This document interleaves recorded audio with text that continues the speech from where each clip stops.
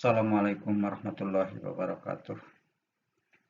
Selamat bergabung di channel kami, yaitu channel Matematika itu Mudah. Bersama saya Suhendar. Kali ini akan menyampaikan video bahan ajar tentang nilai limit fungsi trigonometri di suatu titik bagian ketiga. Nilai limit fungsi trigonometri di suatu titik bagian pertama mengenai menentukan nilai limit fungsi trigonometri dengan substitusi langsung. Yang kedua, menentukan limit fungsi trigonometri dengan menggunakan rumus dasar atau teorema. Yang ketiga, menentukan limit fungsi trigonometri dengan menentukan pengembangan rumus dasar.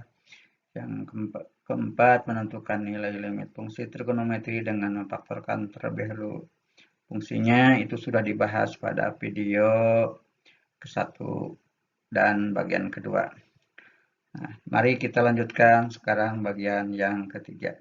Seandainya ada yang belum tahu atau ingin tahu poin 1 sampai 4 ini, harus nonton dulu di bagian ke-1 dan kedua. Pada bagian ketiga ini kita akan membahas poin yang kelima, yaitu menentukan nilai limit fungsi trigonometri dengan mengalihkan terlebih dahulu ke fungsi sekawan. Sebelum kita lanjut membahas, kita mengingat lagi tentang trigonometri atau rumus trigonometri. Sin kuadrat A ditambah cos kuadrat A itu sama dengan 1.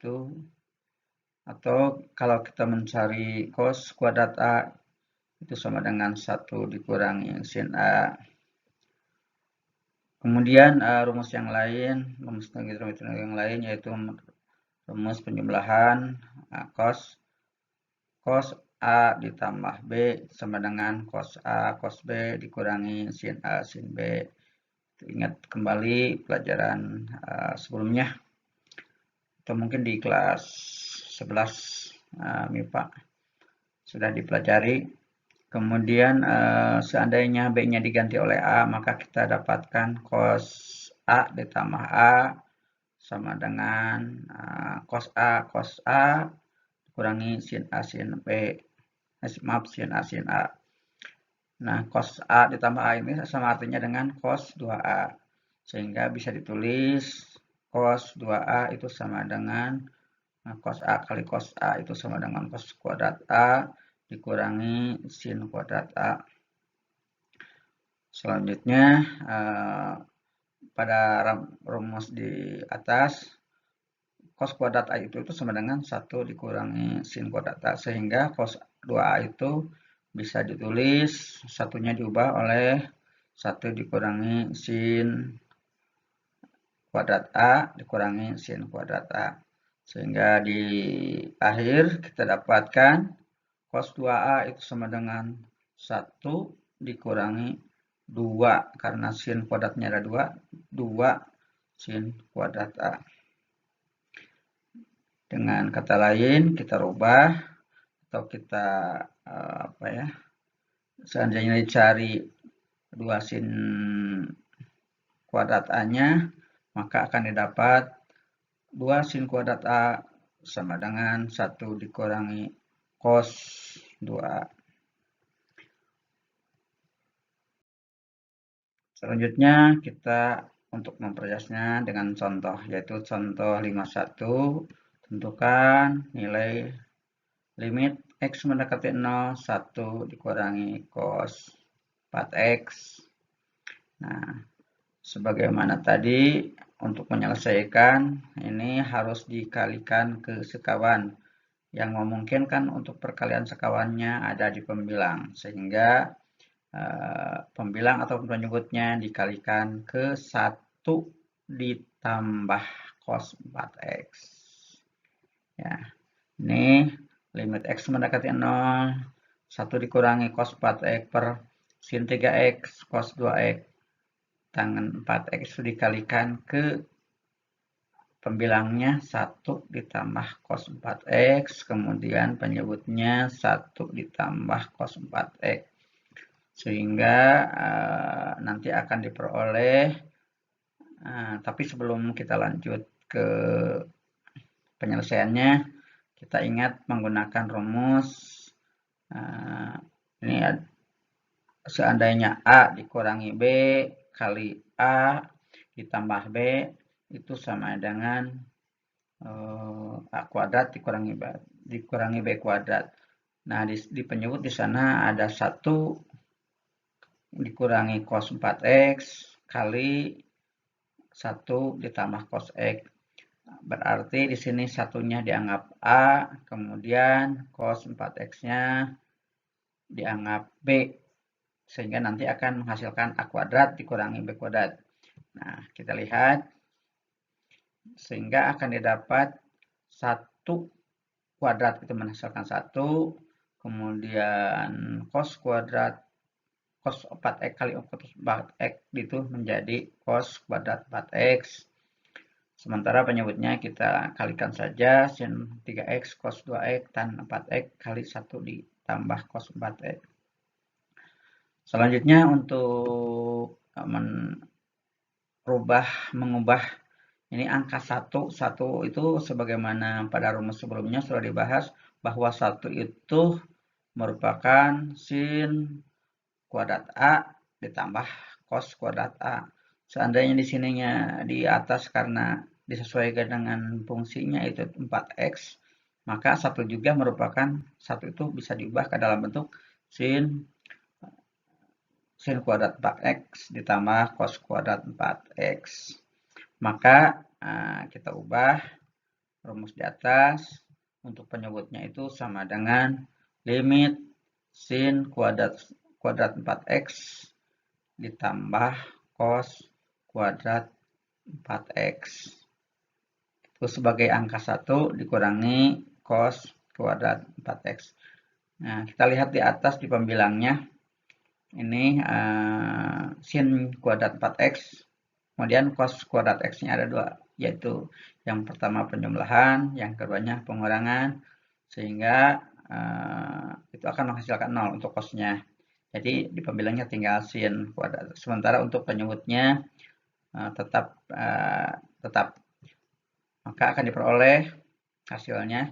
Ini karena cos kuadrat 4x dikurangi cos kuadrat 4x itu menghasilkan 0, maka tinggal sin kuadrat 4x per sin 3x cos 2x kali tan 4x kali 1 ditambah cos 4x.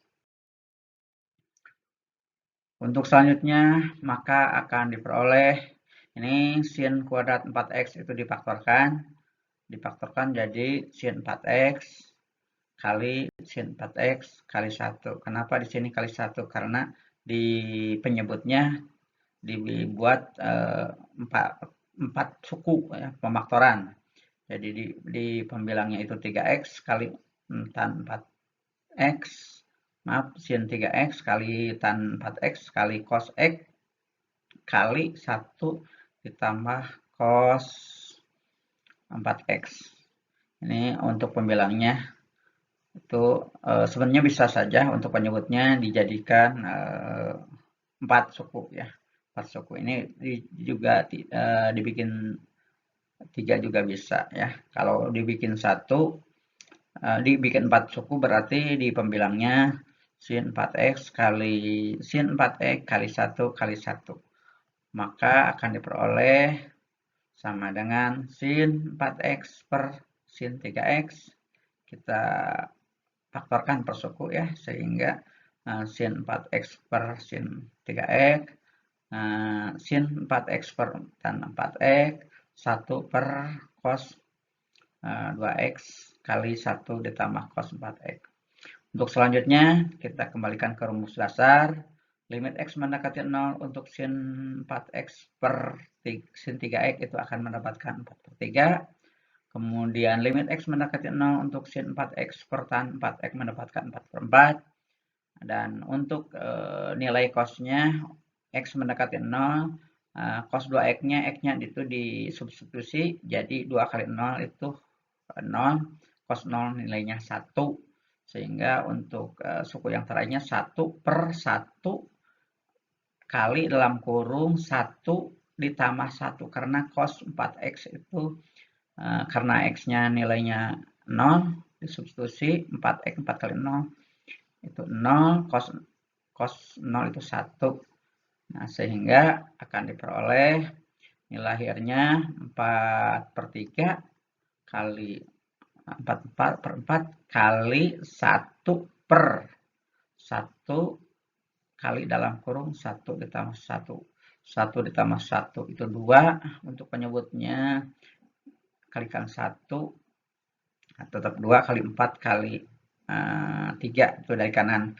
Seandainya dari kiri untuk pembilangnya kita hitung 4 kali 4 kali 1 itu hasilnya 16, sementara penyebutnya 3 kali 4 kali 1 kali 2 itu menghasilkan 24, maka akan diperoleh 16/24. Kita sederhanakan menjadi 2/3. Itu untuk contoh yang pertama. Berikutnya untuk lebih jelasnya kita contoh yang kedua, yaitu contoh 5.2. Tentukan nilai dari limit X mendekati 0, pembilangnya fungsinya 1 dikurangi akar cos 4X per 3X sin 2X. Nah, sama halnya itu untuk menyelesaikan soal ini, kita kalikan ke fungsi sekawan. Di sini yang memungkinkan dikalikan sekawannya itu untuk pembilangnya, karena di sana ada 1 dikurangi. Berarti jadi 1 ditambah, sehingga diperoleh limit X mendekati 0, 1 dikurangi akar cos 4X per 3X per 3X sin 2X kali 1 ditambah cos 4X per 1 ditambah akar cos 4X. Sebagaimana sebelumnya, di sini kita menggunakan rumus perkalian A dikurangi B kali A ditambah B itu adalah A kuadrat dikurangi B kuadrat. Di sini A-nya sebagai A-nya adalah 1, kemudian untuk B-nya akar cos 4X, maka akan diperoleh 1 ditambah cos 4X. Salah. Ini maaf. 1 dikurangi cos 4X ya. Untuk 1 kali 1 itu 1 kuadrat itu tetap 1, kemudian akar cos 4X itu kalau dikuadratkan hilang akarnya menjadi 4 cos 4X per 3X sin 2X kali 1 ditambah akar cos 4X. Nah, setelah itu ingat ya, lagi ingat. Nah, ini 1, ini diingat dulu rumus pada sebelumnya, diingatkan dulu. 1 dikurangi cos 2X itu sama dengan 2 sin X. Nah, sementara di sana 1 dikurangi cos 4X ya. Itu ada sebanding ya, disebanding dengan rumus yang itu. Kalau 1 dikurangi cos 2X itu pada rumusnya sebelumnya sudah dibahas, yaitu sama dengan hasilnya 2 sin kuadrat X, maka kalau 1 dikurangi cos 4X itu adalah 1 dikurangi cos 4X itu sama dengan 2 sin kuadrat 2X. Sehingga untuk pembilangnya kita ubah menjadi 2 sin 2X untuk pembilangnya, untuk 1 dikurangi cos 4X. Maka kita selesaikan. Ini limit X mendekati 0 untuk pembilangnya menjadi 2 sin kuadrat 2X per 3X sin 2X kali 1 ditambah akar cos 4X. Nah, setelah ini untuk pembilang, ini ada tiga suku ya, ada 3 suku. Kemudian juga penyebutnya dibikin 3 suku. Atau bisa ya, bisa kita ubah suku-sukunya atau kita pecah menjadi karena pembilangnya itu adalah 2 kali sin 2x kali sin 2x itu ada 3 suku.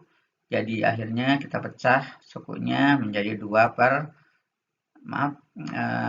sin 2x per 3x kali sin 2x per sin 2x kali nya 2-nya dipindah ke depan menjadi 2 per dalam kurung 1 ditambah akar cos 4x. Nah, kita kembalikan ke pengembangan dari rumus dasar pada poin-poin dulu. Setelah dibahas pada video sebelumnya bahwa x mendekati 0 untuk sin 2x per 3x itu adalah nilainya 2 per 3. Kemudian sin 2x per sin 2x itu nilainya 2 per 2 atau 1 kali. Nah, untuk yang suku yang ketiga, substitusikan nolnya x-nya diganti sehingga dalam akar cos 4x itu menjadi cos 4 kali 0 atau cos 0. Nilai cos 0 itu adalah nilainya 1 sehingga akar dari 1 itu nilainya 1, maka nilai akhirnya adalah 2 per 3 kali 2 per 2 kali 2 per 1 ditambah 1. Itu 1 yang kedua itu hasil perhitungan dari substitusi cos 4x. Cos 0 nilainya 1 dan tadi akarnya menjadi 1. Dan sehingga ini pembilangnya 2 kali 2 kali 2 itu 6, maaf 8. Untuk penyebutnya 2 kali 3 kali 2 kali 2 menjadi 12. Kemudian kita sederhanakan, nilai akhirnya adalah 2 per 3. Untuk poin yang kelima, untuk menentukan nilai limit fungsi trigonometri sudah dikasih coba contoh. Sekarang berikutnya yang keenam, menentukan nilai limit fungsi trigonometri dengan memanfaatkan rumus-rumus identitas. Ya, kalau yang poin yang kelima tadi menentukan nilai limit fungsi trigonometri dengan mengalihkan ke fungsi sekawan. Untuk yang nomor 6, kita menentukan nilai limit fungsi trigonometri dengan memanfaatkan rumus-rumus identitas. Nah, berikutnya karena di sini memanfaatkan rumus identitas, maka kompetensi prasyarat harus diketahui. Diantaranya di sini sin A ditambah B itu penjumlahan dua sudut ya. Sin A ditambah B itu sama dengan sin A cos B ditambah cos A sin B. Kemudian jika B-nya diganti oleh A, ya, jadi sin A ditambah A atau ditulis langsung di bawah adalah sin 2A, sehingga akan diperoleh sin A cos A ditambah cos A sin A. Ini untuk ruas kanan itu sama ya, bisa berlaku komutatif. Sin A cos A itu sama dengan cos A sin A. Sehingga untuk sin 2A itu bisa diubah bentuknya, disederhanakan menjadi 2 sin A cos A. Sebagai contoh, kita contoh yang pertama untuk poin 6, contoh 6.1, tentukan nilai dari limit x mendekati 0 sin kuadrat x per 1 dikurangi cos x. Nah, bagaimana cara menyelesaikannya? Ini untuk pembilang sin kuadrat x itu diubah menjadi 1 dikurangi cos kuadrat x ya. Nah, kenapa? Karena di sini kita ketahui rumus pada sebelumnya ya, yaitu sin kuadrat x itu adalah 1 dikurangi cos kuadrat X. Atau dari rumus awalnya, sin kuadrat X ditambah cos kuadrat X itu sama dengan 1. Seandainya yang diketahuinya adalah sin kuadrat X itu sama dengan 1 dikurangi cos kuadrat X. Untuk pembilangnya kita faktorkan gitu ya. Faktorkan ini bisa difaktorkan. Kalau misalkan untuk satunya adalah A, kemudian cos kuadrat X-nya itu sebagai B. Jadi ini seolah-olah A kuadrat dikurangi B kuadrat. Kalau A kuadrat dikurangi B kuadrat itu bisa difaktorkan jadi A dikurangi B kali A ditambah B. Sehingga di sini bisa diubah untuk pembilangnya jadi 1 ditambah cos X kali 1 dikurangi cos X.